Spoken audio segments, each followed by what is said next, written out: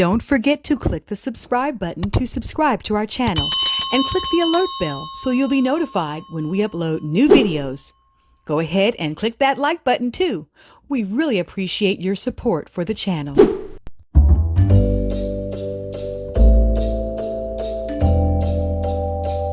Hello and welcome to Authorized.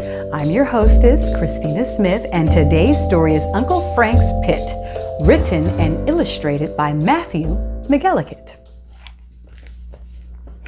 Last summer, we invited Uncle Frank to visit us. Surprisingly, he did. You see, Uncle Frank never visited anyone. In fact, he seldomly left his workshop. He even slept there. Just the same, we always invited him. "I can only stay a few hours," said Uncle Frank. "I'm in the middle of an important project." Recorded in front of a live A month later, audience. he was still with us.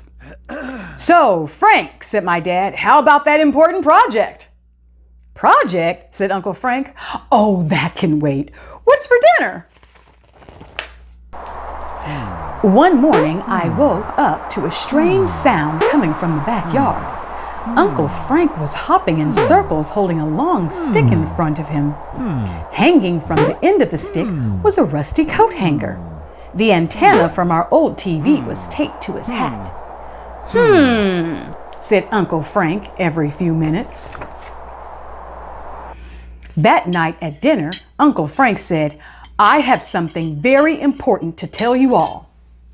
"You're leaving?" said my dad. "Already?" "Heavens no," said Uncle Frank. "In fact, it looks like I'll be here quite a while. I've done some tests and I've discovered something very interesting." My dad began to fidget in his chair. "Did you know," said Uncle Frank, "there are dinosaur bones buried in your backyard?" "You can't be serious," said my mom. "Impossible," said my dad. "Then it's settled," said Uncle Frank. "I'll start digging tomorrow." For the next week, I helped Uncle Frank dig. Before long, the hole was pretty deep. "You know what I hate?" said Uncle Frank one afternoon.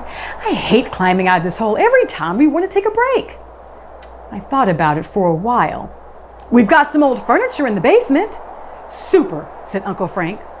We spent the afternoon lowering some old chairs and a table down into the pit. Uncle Frank arranged them in a circle. "All the comforts of home," said Uncle Frank. As the days went by, Uncle Frank started moving more and more things into the hole. First, he brought down a radio so he could listen to music while he worked. Then, he added lanterns for digging after dark. He set up a cot so he could spend the night, and he even hung pictures on the wall. After 2 weeks of digging, we hadn't found a single dinosaur bone. "What's the rush?" said Uncle Frank. "Frank," said my dad one morning, "I've been doing some reading. If there really are any bones down there." "Not bones," said Uncle Frank. "I did more tests. It's oil." "Oil?" said my dad. "In fact," said Uncle Frank, "we're so close I can almost smell it." "It smells?" said my dad. By the way," said Uncle Frank, "can I borrow the TV and a really long extension cord?" The next weekend, Uncle Frank said to my mom, "Is it okay if I have a few friends over tonight?" "Of course," said my mom. "Just give me a few minutes to tidy up the house."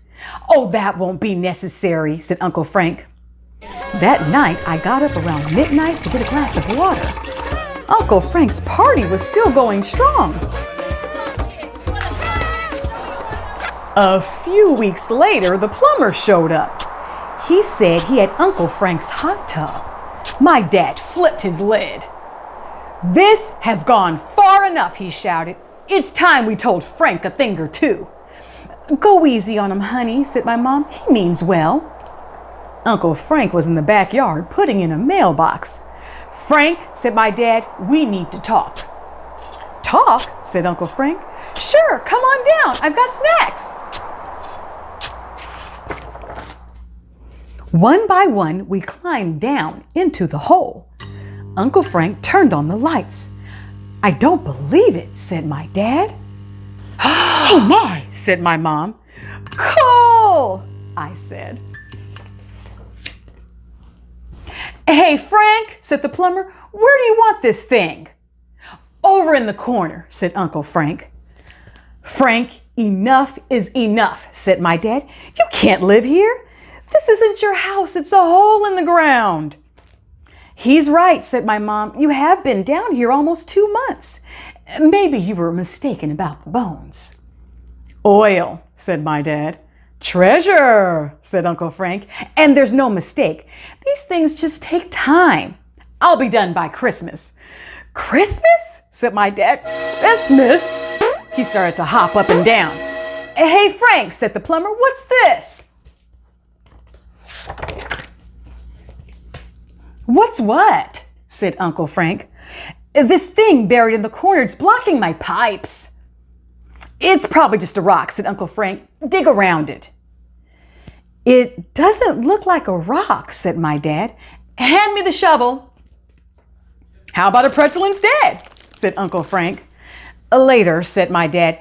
Everyone gathered around as he began to dig. Keep at it, said my mom. I think there's something there. I could see it too. It was definitely not a rock. Frank, said my dad, I think you've done it. Uncle Frank was speechless. For a few weeks, things were pretty crazy. The newspapers came and took our pictures, and we even got to be on TV. We gave the statue to the museum. They put up the plaque with Uncle Frank's name on it. He didn't seem to care. One morning, when we came down for breakfast, Uncle Frank was waiting for us at the table. He had his suitcase with him and he was wearing his hat. The rest of his body was covered in aluminum pie plates. He looked happier than he had in weeks. Frank, said my dad, you're not leaving, are you? I'm afraid so, said Uncle Frank. As he stood, the pie plates made a sound like wind chimes. I've had a lovely visit, but I'm picking up some signals. What kind of signals? Said my mom. I'm not sure, said Uncle Frank, but it's something big. Over near Aunt Edith's place. I'd better check it out. Frank, said my dad, come back and visit us anytime. You can count on it, said Uncle Frank. The end. And now I have some questions. So, what do you think about Uncle Frank's character? Would you describe him as crazy, or maybe somebody that could be a free thinker, somebody that does not think like everybody else? How do you think Uncle Frank was able to find that ancient artifact? Do you think he was using his intuition? Intuition is another way of saying like gut feeling, internal guidance. Do you think he was tapping into that to find the ancient artifact? Have you ever had like a gut feeling or an internal nudge to do something, and when you shared this information, were you ever called crazy? And if so, was your gut feeling correct in the end? Are your gut feelings always correct? What do you think about a person that follows their inner guidance? So let me give you an example of that. Remember how the father character in the story, he seemed to start getting a little impatient with Uncle Frank. Do you think that, why do you think he changed his mind in the end? Do you think it's because Uncle Frank's internal nudge or his intuition was right? Is that why you think the father character, do you think that's why he treated Uncle Frank differently in the end and was sad to see him go? Do you think it's important to Be patient with others who are different from you, even if you don't agree. Do you think labeling someone as crazy without knowing the person a little bit more or understanding them a little bit better, do you think that that's fair? Do you think it's important to ask questions instead of just assuming that you know without getting answers to those questions or even asking them in the first place? What do you think the moral of the story was?